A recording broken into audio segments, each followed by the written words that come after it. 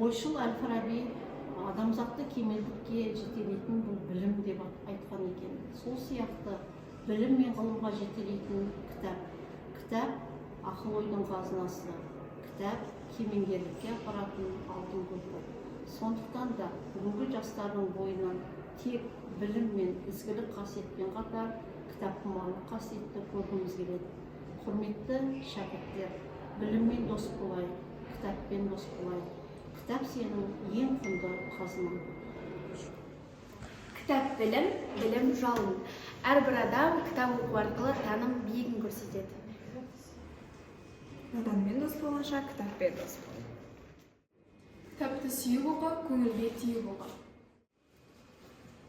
Ақыл білім кітапта жетелейтін мұратқа, өрлеу үшін биікке жігеріңді құлатпа. Жақсы кітап жан азығы. Артық білім кітапта ерінбей оқып көруге демекші Абай атамыз. Ұлттық кітап күні құтты болсын достар.